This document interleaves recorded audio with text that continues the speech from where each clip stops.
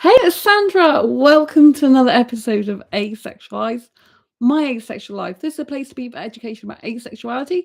So subscribe and hit the bell icon right now. So if you don't like movie spoilers and you're going to watch a tooth fairy tale, a tooth fairy tale, then make sure you don't watch this video because I'm going to spoil the movie for you. So earlier on, I went to the cinema to watch A Tooth Fairy Tale, and I was pleasantly surprised by this animated movie. So, like I said, if you don't like spoilers and you intend to watch this video, please do not watch this video until after you've seen the movie or till you're okay with spoilers.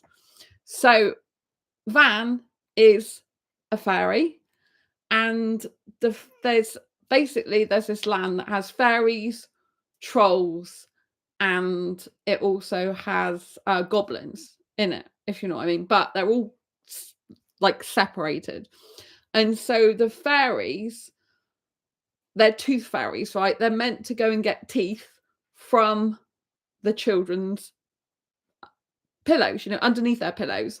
And they require the goblins to provide the coins to give in exchange for these teeth. Now, the teeth are what they use to make the fairy dust to bring their magic to life. And what happens is the main father fairy character, he doesn't want Van going in these like caves where the goblins are, because he believes goblins are horrible and really like vile creatures and they're unsafe to be around. So where the goblins go is really forbidden. And you kind of know what's going to happen in the movie at this point, don't you? You're like, oh, Van's going to want to go and see the goblins because Van is a rebellious, like, teenager fairy, and he's fed up of just the norm, the same thing happening again and again and again. And he's like, this is so boring.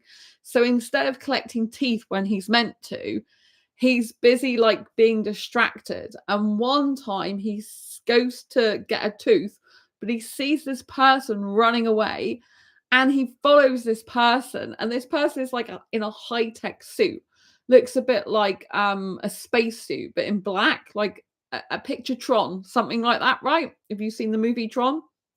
And this person is like in a futuristic outfit. And so Van follows this.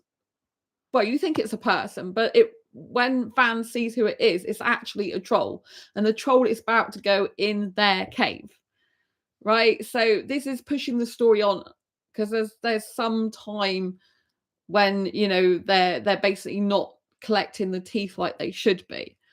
And this is what happens. And so, but Van gets caught in a spider's web alongside a troll. And the troll says for Van to use his magic in order to free them. But Van doesn't believe in magic, and his mother has always taught him the magic comes from within, regardless of the fairy wand he's got. But he doesn't really believe in magic. And so the troll is saying, the troll's called Rupee, by the way. The troll is saying, like, believe. And so anyway, Van manages to free Rupee, the troll, and then in turn, Van is free. So Rupee is forever in Van's debt because Rupee was saved by Van. And so Van, in effect, saved Rupee's life. So this is how the movie goes. And I really, really, really loved the movie, right? So what happens is, like, Van's meant to be again going to get a tooth, but instead he's tried to tell his dad that he saw a troll, and he saw the troll take the tooth and he followed them, and his dad doesn't believe him and he thinks he's talking rubbish. Basically, he's like, you got to stay away from the troll area, I've told you before. And so Van is paired with this other fairy, and instead of him staying with this other fairy, he goes off after the troll because he notices this like vehicle, which I believe is a coin vehicle, which transports through the like air, and it comes originally from the trolls. So he kind of leads that back and goes back and realizes this is how to get into the trolls lair, if you know what I mean. Not the trolls, sorry, the goblins. I'm getting them confused. So he saved Rupee's life, which is a troll, but the person he saw take the tooth when he was supposed to take it in like the really futuristic outfit, that was a goblin, right? But he saved Rupee, the troll's life, who was in the spider's lair with him, because he didn't believe in his magic wand would work, but he managed to get Rupee's knife out and cut Rupee loose out of Rupee's a troll, out of the spider's web. So then Rupee, I should say, is forever in his debt. And so, like I said, when he's paired with this other fairy, he ends up going off and he finds a way to follow it's like a cart where the coins are. And he knows that that's going to lead him to where the goblins are, because it's the goblins that provide the coins. You know, the gold coins that go under the child's pillow when they take the tooth.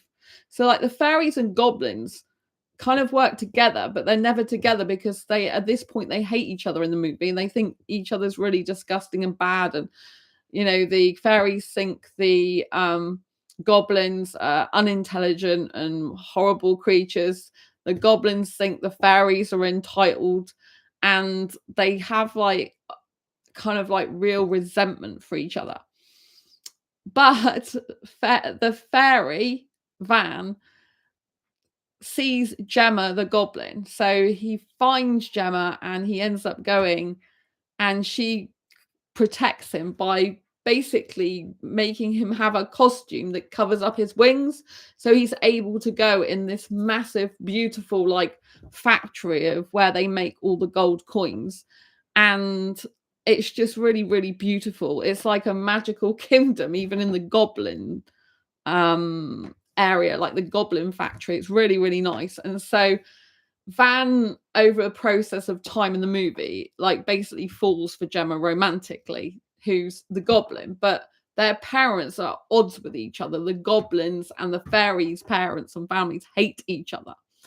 But what happens is the goblin Gemma shows Van like this auditorium, and there's a person, like, well, it's not a person, is it? It's a troll. They look like people, just green, basically. But anyway, there's a troll and not a troll, sorry, goblin. I'm getting them all confused. Goblins are green, aren't they? Yeah, so Gemma, who's a goblin, shows Van. I don't think I'm doing a very good job of talking about this, am I? Because I'm getting them confused. So Van is with Gemma the goblin, Van the fairy is with Gemma the goblin. And like I said, Gemma has disguised Van with a suit that covers his wings up. So Van is in the lair of the goblins, if you know what I mean. And he realizes that goblins aren't that bad and that Gemma is very, very intelligent. She's a scientist. And she's been doing like experiments to try and find out how goblins can be out in the daylight and not die, because goblins can't be out in the daylight usually, because if they are, then they literally are, you know, the sunlight basically can kill them. And so it's her dream to go out into the outside world and to be able to fly like a fairy, but obviously she's not got any wings. So she's been trying to develop and do experiments where she can have like this power pack put on her back, so that she's able to fly through the air as a goblin, you know, to be out there and try and find a way that she can stay out if she can without being killed off by the daylight. And so when Van sees her scientific experiment, he really falls for her. So there is some romantic element to this. It's like a teenage romance. And Gemma and Van grow really close, but they do talk a lot about being friends, which I think is a nice element to it, because you see a genuine friendship and genuine care for each other as well, which is so important. So Gemma and Van spend a lot of time together. But Gemma, the goblin's parents, come into her scientific place because there's an explosion. And the explosion is because she has like a little insect that is going around in her, I think it's an insect, is going around in her laboratory, and it ends up kicking something, like, messing things up um in the scientific lab, I think. Or at least notices something's wrong, and then it explodes, and then the parents come in. And then Gemma has to hide the fairy Van in this like weird cupboard. You don't really know what that cupboard's for. So she puts him there, but his wings still stick out. And she makes out like she's just been like creating a suit with wings or something so that he's not under suspicion. So she covers his body up, basically. So to progress through the film, rather than keep repeating myself, is that Van and Gemma grow very close. Van realizes that Gemma's goblin world is very beautiful. It's absolutely spectacular, kind of like looking down on it, all the factories and the gold. And he realizes that Gemma particularly is a scientist and she's very intellectual. And Gemma thinks that Van is cute, and she repairs his wing, because what I didn't tell you is, in the beginning, Van has a broken wing. He was born with it. He has a birthmark where part of his wing has a hole in it, so he can't fly properly. But she manages to fix this with it was like two things. One of them's like a spider's web, like fine silk in a spider's web, and there's something else as well. So he has his wing fixed, and he in return gives her some pixie dust. And not pixie dust. What am I saying? Pixie dust. I mean fairy dust. There's no pixies in this movie, but I've decided to put a pixie dust in there. Where in earth is my brain today? But anyway, I just thought I'd add that in there for flavour. But no, it's not pixie dust, it's fairy dust. So Van gives Gemma some fairy dust and leaves her with that, in the hope that she's able to do something with it and, do some magic with it. And she discovers that she can use that in her experiment, and it helps her to have the power pack last a longer outside, and for her to be able to go out in the outer world, be in daylight without it killing her. So she then attempts to do that, and she catches up with Van, and they go in this beautiful like formation, and there's this kind of like romantic scene with them where they're both flying. Van's flying with his wings, and Gemma, the goblin, is having her power pack on and the daylight. And it's really, really beautiful. But then all of a sudden, yes, you've probably guessed it, the potion wears off, the magic wears off, and the power pack has something happen to it that stops it working properly. So Van has to take her back home, and then they end up meeting up with the troll. And the troll is in these caves, but they don't know the troll's in these caves. And what they find out is that in the scriptures, like there's these scriptures written on the rocks, and they find out that the fairies and the goblins work together to defeat the spiders. And they realize that their ancestors must have done that. And so they must have at one time both favored each other. Like the goblins and the fairies must have been friends. And Rudy is always like in the debt of Van, because obviously Van, I said Rudy, I meant Rupee, is always in the debt of Van because Van saved Rupee's life. So in the end, I want to skip forward, right? But I just want you to know there is going to be more spoilers, right? So what happens further on in the movie, as you can imagine, Van and Gemma, both opposing families, they have to try and unite them together somehow. So they try to get them together. But what happens is, in the meantime, the spies have come along and they throw rocks over these etchings, if you like, on the rocks that show that at one point the fairies and the goblins worked together. And so Van and Gemma thought if they see these etchings like on the rocks, that the families would see that at one point they were actually united to kill the lair of the spider. It's like a spider army, and the spider army, is designed to kill goblins and fairies basically and eat them alive. That's pretty gross. And so there's kind of like something's got to happen to bring these families together. So they think, wow, let's come together, show them the etchings, and then they'll believe us. But because the spiders have got in there, they've created all this like rubble, and they've put all these rocks in front of the etchings on this rock. So there's no proof there anymore. And they just basically, like fall out again.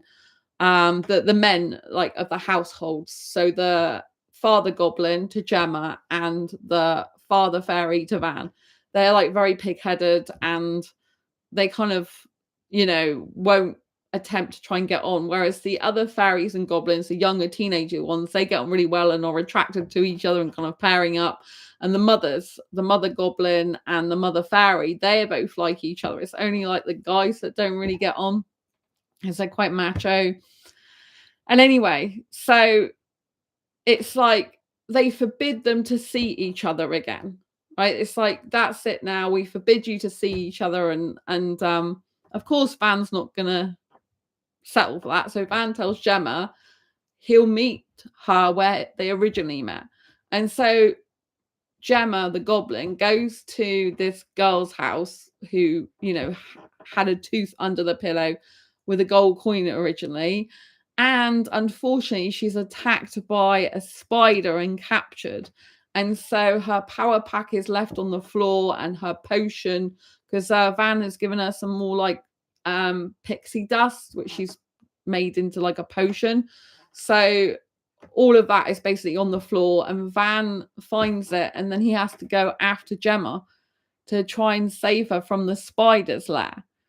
And Van has left a note, because they've run away together at this point, and Van has left a note for his dad, and Gemma's left a note for her parents saying, well, basically Van's left a note for both mother and father, but you see the father quite angry about it, and Gemma's left a note for her parents saying they've run away together. And so they realize that they're gonna, that it's dangerous out there, and there's something that could have happened to them. So meanwhile, Van tries to save Gemma, because Gemma by this time is encaptured by the spider. But not only that, the spider's spun its web, because there's a spider that is having to answer to a queen spider, and the queen spider threatens to eat him if he does not basically bring a goblin or a fairy or something else for her to eat. So you see her wrapping Gemma, well, you see him wrapping for the queen Gemma in this silk, and it's like she'll never get out there. And then Van tries to save her, and then Van gets stuck in the silk. But the problem is the daylight shines through between the rocks, and Gemma's going to die if he doesn't save her, because the sunlight will kill her as well. Either the spider will eat her or the sunlight will kill her. So I really like the ending of this. I'm going to spoil it again for you. So if you don't want to hear the ending, please do not watch the rest of this video, because I really, really, really love the ending. So what happens is the goblins and the fairies come together, and they try and defeat this army of spiders. It was quite creepy because, like I said, the spiders are trying to eat goblins and fairies. They just look so human-like to me. They're trying to eat the goblins and the fairies. And by this time, both families have come together. They're all in these caves, and the spiders have like captured, like the spiders are like closing in on them, basically. So at one point, they're winning the spiders, basically. They're kind of shooting their fairy dust everywhere. What is the matter with me tonight? My mind is distracted. They're shooting the fairy dust, not the pixie dust. But hey, it would be nice if there's pixies in there as well, but there's not. So they're shooting this fairy dust everywhere. And they're trying to do like magic on the spiders, and they're also trying to like basically like injure or kill the spiders and get them away and save Van and Gemma. that are on this like rock captured by a spider getting ready to be eaten. And so they battle it out, and I thought it was really, really good when they're battling the spiders, and you think they're winning. You think they're winning, and all of a sudden the spiders take over, and they literally put their web on all of them, and they captured all of them. They're all encased in the spider's web. And, you know, well, different spiders' web. And you're like, how the hell are they going to get out this? Gemma, by this time, is having more and more sunlight on her, and, you know, and close to dying. And there's quite an intensity. You know, they've put up a really good battle, a really good fight against the spiders. The spiders were quite creepy, to say the least. And so at this point, they're all caught in spiders' webs, and you're like, how on earth are they going to get out of this? Because it just seems impossible, because the silk is meant to be that strong that they can't get out of it. And then guess what happens? Can you guess? Who said that they owed them a debt for saving their life? Rupi. So Rupi decides that they bring all their troll friends, and it's the trolls. Rupi's a troll. It's the trolls that finally defeat the spiders. I mean, it is just like quite interesting to watch, because there's something about the trolls' hair, and when they try and eat the trolls, something happens with their hair, and it like burns them up from inside or something. And so they ended up really being like, ugh, I don't want to eat this. And then eventually the trolls end up splatting them with stuff till they go over the rocks and into the water. So I really, really, really loved all the movie. I thought it was really good. I would definitely recommend seeing it. I think it's really incredible animation. I thought it was a very interesting storyline. It was good to finally see a proper storyline involving tooth fairies. Do you know what I mean? Because there's some films on the market called a tooth fairy or something like that, similar, but it's not really focused on tooth fairies. Granted, they did have goblins in this and trolls as well. There was also Van, who had this pet ladybug or ladybird, whichever you prefer to call it. It was so cute. I'm like, this is just so cute.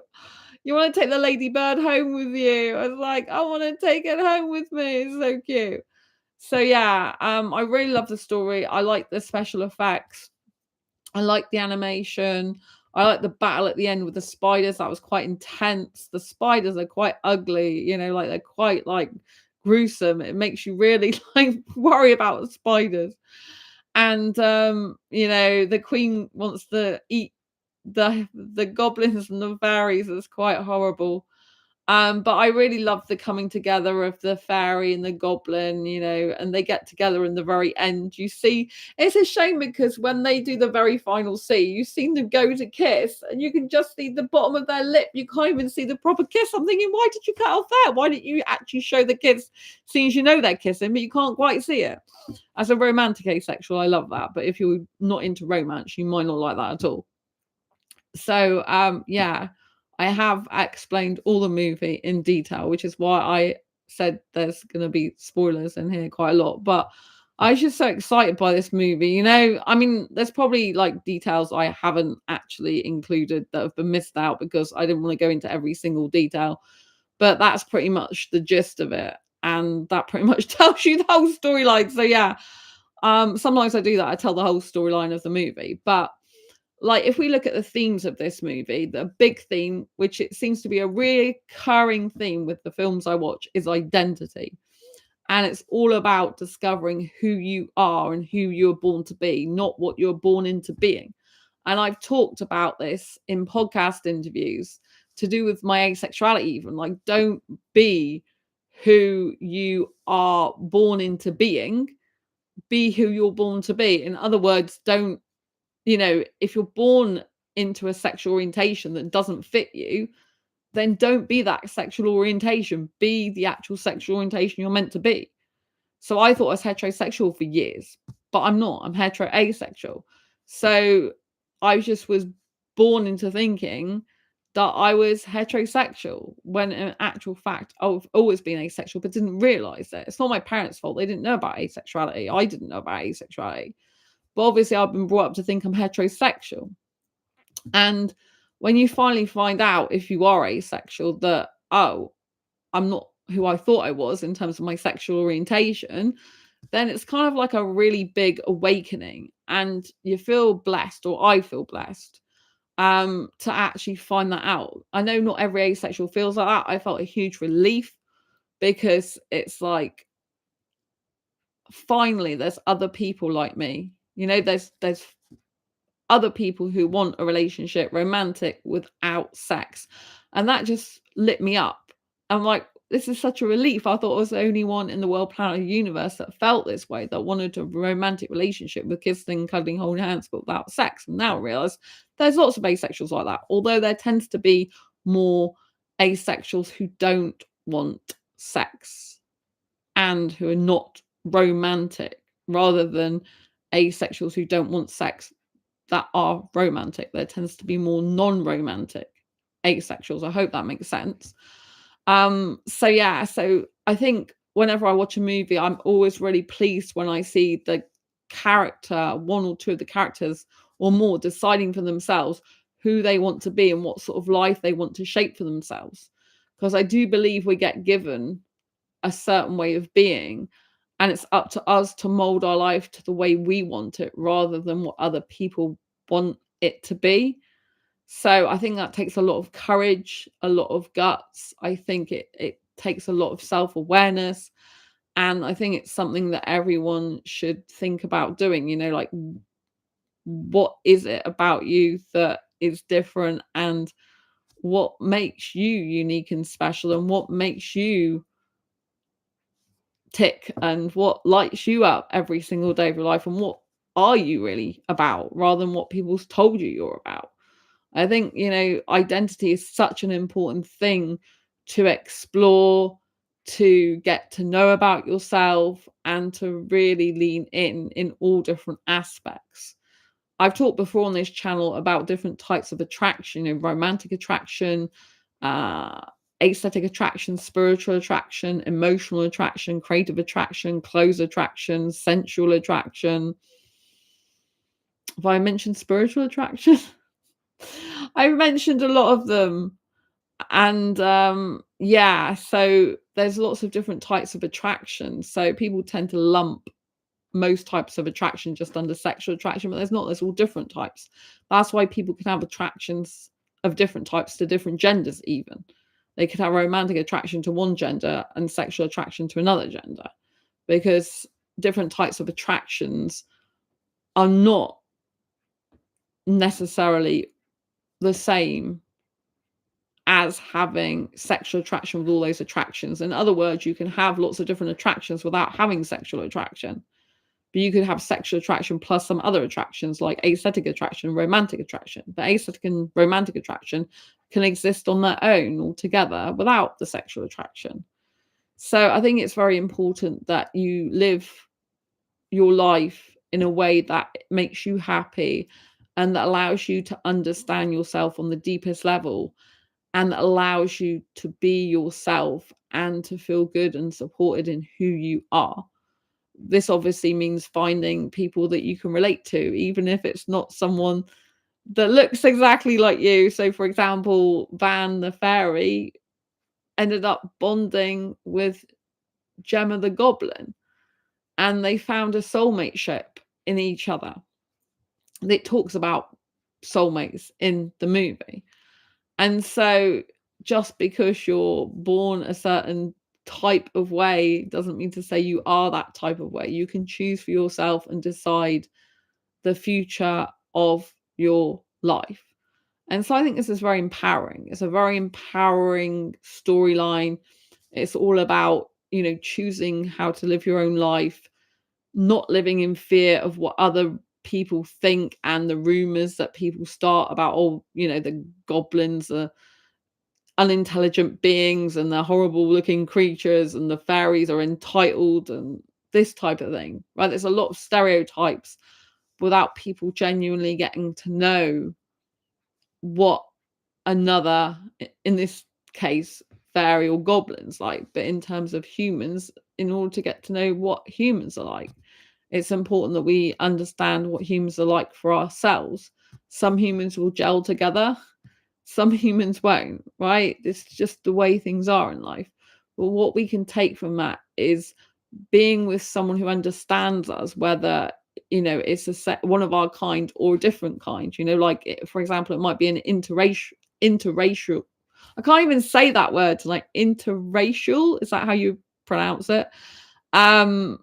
Relationship, for example, like that means you coming from different cultures, backgrounds, and perspectives, but actually it might really work for you in your beliefs together. So don't discount someone who's different for you if it's a good fit. But similarly, don't discount your own kind, because that might be a great fit too for you. So you've got to explore your identity, you've got to explore your wants and needs, and you've got to truly find what matters to you and what you believe in. And a big part of the movie is that Van didn't believe in himself. He didn't believe he had the power to evoke magic from his wand and from himself. And then he realizes he does have the power to do that when he believes in himself. And that, again, is a metaphor for when you believe in yourself, you're a lot more powerful in life and you're a lot more magical, and you're able to bring your dreams to life like magic because you believe in yourself, because you're empowered in your own authenticity, and you kind of leave the shell of your former self behind to step into this bolder version of yourself. I hope that makes sense. And yeah, sorry for saying pixies in parts of the movie review, because there's no pixies. But I wanted to say pixie dust sometimes instead of fairy dust, but it's fairies, goblins, and trolls that star in this movie. And there's a ladybug, which I told you about. So don't forget, if you have liked any of this movie review, to click on the thumbs up button, subscribe if you haven't already, and hit the bell icon so you never miss an episode. If you're into superhero movies, go and grab a copy of my Fibromyalgia Self-Help Handbook, because this will tell you how to manage pain and have less of it, be happier, and live a more energetic life. Even if you don't have fibromyalgia, fibromyalgia is a chronic pain condition that affects the nerves and muscles of the body. But this book tells you how to decrease pain in 25 aspects of your life, even without fibromyalgia. The majority still apply to you. And it's basically a personal and professional development book in disguise. And then Asexual Perspectives, if you're new to asexuality, want to know more about asexuality, the asexual spectrum, go and get a copy of this on Amazon. These are all on Amazon. Fibromyalgia Self-Help Handbook, Asexual Perspectives, 47 Asexual Stories book. And if you want to know about dating relationships and you like biographical books, this is the one for you. Diary Confessions of a Hyper-Romantic Asexual, 78 Life Lessons to Ace Your Life. This is also on Amazon. So yeah. And don't forget to watch the movie and comment below if you've already seen it, or if you're going to see it, then comment below afterwards what you thought of the movie. I highly recommend it. There is no sex in this movie, just to make it clear. It is an animated movie, but no sex, but there is some romance. I wouldn't say it's overly romantic. I'd say there's a deep friendship between Van and Gemma. So I don't think it's sickly romantic, but there is an air of romance there. So anyway, do subscribe, hit the bell icon, and stay ace. I'll see you soon. Next video live stream. Lots of love. Take care. Bye.